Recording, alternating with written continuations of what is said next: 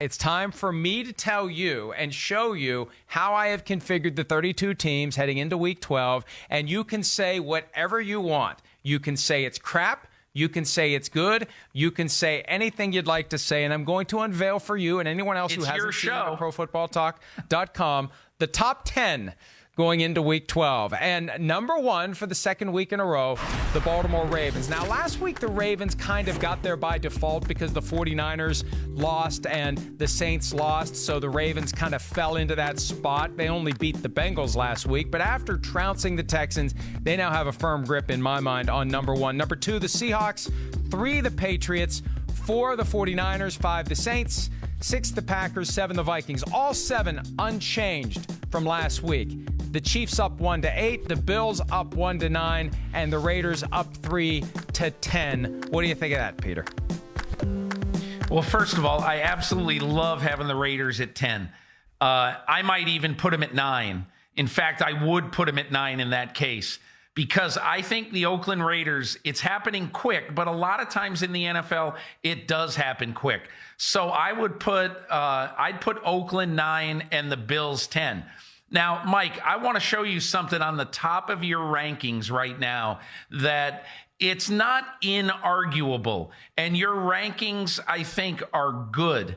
But right now, I would still put the Patriots 2 ahead of the Seahawks, because I am convinced right now, in a big game at a neutral field between those two teams, that the best single unit of the offenses and defenses are the New England defense. And I think they would find a way to neutralize Russell Wilson enough to hold the Seahawks in the teens. And in my opinion, the Patriots can score 20 points on the Seahawks. So give me the Patriots number 2. Seattle 3, San Francisco 4, New Orleans 5. I like that. I think that's really good. And I agree with all of them. I'm a little bit iffy once you start getting into the bottom 5. I'm okay with the Packers, at 6, but I would put the Chiefs ahead of the Vikings because I just trust the quarterback more. And I understand that the Vikings defense is a lot better than Kansas City's. But there were times in Mexico City where I watched Kansas City's defense and I said, they're making some progress under Steve Spagnuolo. So give me the Chiefs at 7, put the Vikings at 8, put the Raiders at 9 and the Bills at 10, and I think we're good. Now, I'm curious about your comparison between the Chiefs quarterback and the Vikings quarterback, because I've been at the front of the line historically criticizing Kirk Cousins, and I have no qualms about doing it. When you pay a guy $28 million a year, that's part of what goes along with it if you're not living up to that standard. But he has been living up to that standard. He has quietly been spectacular in recent weeks. He doesn't have the Patrick Mahomes highlight reel, but when you see the great Patrick Mahomes play, what you don't see is the 2 or 3 not great Patrick Mahomes plays. For Cousins, his average, his consistency, his ability, his passer rating has been off the charts. He's only got 1 interception since week 2, and it was a ball that bounced off the hands and the face of Stephon Diggs, popped up into the air, and was caught by an Eagles defensive back. Cousins, and look, this conflicts with everything I've said most of the year about Cousins, but I don't think the gap right now between Kirk Cousins and Patrick Mahomes is as broad as people would think it is. Maybe not, Mike, but I need to see it in game. Until I see it against Green Bay in a huge moment, against the Bears, and again, I am in no way, I have watched and I agree that Kirk Cousins deserves an incredible amount of credit for being as good as he's been over the last month or so. So don't get me wrong. All I'm saying is I have seen Patrick Mahomes do it also in crunch time. So again, I want to see that out of Kirk Cousins before I put the crown on him.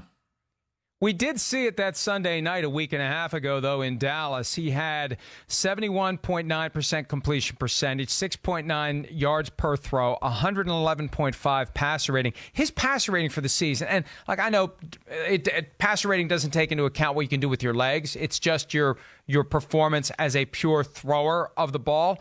114.8 for the season. That is phenomenal, especially when you consider he had 52.9 against the Packers. I mean, look, everything about him, the arrow is pointing up. I just know that in my head, I can't quite get around. He's also a guy who lost to the Chiefs without Mahomes. And, it's a story that remains to be written. The final chapters remain to be written. And who knows? I don't know at the end of the day whether this is going to keep up. All I know is I want to see it happen in December and January. Let's turn the page now to the second 10 of the Week 12 Power Rankings. At number 11, up 3 spots after winning on Sunday in Detroit. The Dallas Cowboys at 6-4. Texans dropped 4 spots from 8 to 12 after getting trounced by the Baltimore Ravens. The Rams up 2 spots to number 13 after winning at home by 10 over the Bears. Colts up 4 to number 14. They beat the Jaguars 33-13 on Sunday. The Steelers dropped 4 after losing 21-7 in a game that wasn't as close as the final score would suggest. Titans hold firm at number 16. Eagles at 17, down 5 after losing to the Patriots. I may have punished them a little too much for that, but hey, they're big boys. They can deal with it. Panthers down 1 to number 18. Browns up 4 to 19, and the Jaguars down 1 to number 20. I look at that Eagles falling 5, and I probably regret it, but when I look at the rest of the teams, Peter, the 6-4s and the 5-5s, I don't know. Maybe I should have put the Eagles at 15 ahead of the Steelers and the Titans, but otherwise I feel okay about the second 10. Mike, I'm moving the Eagles up to number 13 in this case, and I'm moving the Steelers down to 20. I'd move everybody else up there. I'd mash it up. I'd do a little sandwich in there. The Eagles, I think, and again, injuries may prevent them from playing well. But right now, the Pittsburgh Steelers, and especially, look, I know this is going to sound weird. I will not be remotely surprised if the Bengals beat them this weekend, because you look at what Pittsburgh is going to put on the field. Likely no Juju Smith-Schuster, likely, and all the injury woes that they've had. So to me, I think right now, especially after what we saw and how Mason Rudolph simply cannot make a play, they're not a middle of the pack team. If you had put them at 23, I wouldn't have argued with you. Yeah, I look, and they're not going to have Marquise Pouncey, assuming his 3-game suspension or at least 1 game of it is upheld. So the Steelers, and it's a week ago, Chris Sims and I, getting ready for the Thursday night game, we're talking about how the Steelers, here they are at 5-4, and their 4 losses were to the Patriots, the 49ers, the Seahawks, and the Ravens, 4 of the best teams in the sport, and only 1 was a blowout. And very easy to make the case for this Steelers juggernaut to keep going. They had been 5-1, and they were so bad last Thursday. Now the vibe on the Steelers has completely gone the other way. Let's unveil the final 12. And I have one thing to say that was going to be my grievance today, but I'll go ahead and mention it now. But we have the Bears at 21, Chargers down 1 to 22, Falcons at 23. They moved up 4. They've been great in recent weeks. Broncos 24, Jets 25, Lions 26. And then it finishes Buccaneers, Cardinals, Dolphins, Giants, Washington, Bengals. Nobody cares about the guys at the bottom. The Chargers are the team I want to talk about. And Peter, in one of the TV-only segments we did last hour, you mentioned the Phillip Rivers conundrum. What will the Chargers do? Will they give him 1 more year as they move into their new stadium? I think it's time for the Chargers to accept the fact that they're in Los Angeles.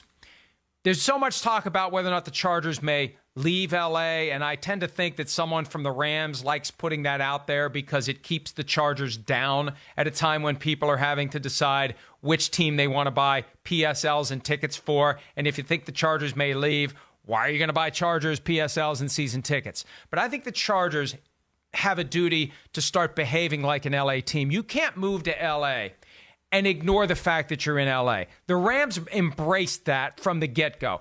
Last year, going into the regular season, all the moves they made, all the sizzle, you can have substance, and you need to have substance. You need to have a football team that is competitive. But you also need to be willing to do things that excite your fan base. The Chargers have done nothing deliberately to excite their fan base. And that's why, Peter, I think the time has come for them to move on from Phillip Rivers and get a quarterback who will excite their fan base, whether it's Cam Newton, whether it's a rookie, whether they make a play for Tom Brady, who's going to be a free agent after the season. I'm not sure that that's the guy you want. But if you want to create some excitement for a year going into your new stadium, that's a way to do it. I don't know why the Chargers resist it. I don't know if it's just not on their radar screen. But, folks, you're in L.A. It's time to start acting like you're in L.A. and making your personnel moves with an eye toward getting your fans excited about the team. Your thoughts, Peter? Mike, you said something in there as just a little pre-comma, post-comma thing. It wasn't even a full sentence. But you said something in there that I have been thinking that it's just a thought. It's not anything to report. It's just an opinion. It's sort of talk show fodder. But Tom Brady has set up his contract to expire after this season. So at the age of 42, he is going to have, for the first time in his career, the right to do what he wants as a quarterback in 2020. And so if that happens, let's say he chooses, he's going to have a lot of choices. Maybe he'll retire and make his wife very happy. Maybe he'll play another 3 years. I don't know. You don't know. No one knows. But I do think that when I look at the very short list of teams for Tom Brady in 2020, the Los Angeles Chargers are on that list because he would provide everything that the Chargers want. Number one, a huge attraction at the gate. Huge. It's like the Lakers and LeBron. Secondly, it would provide a newness, a freshness to this team that they just haven't had in a long time.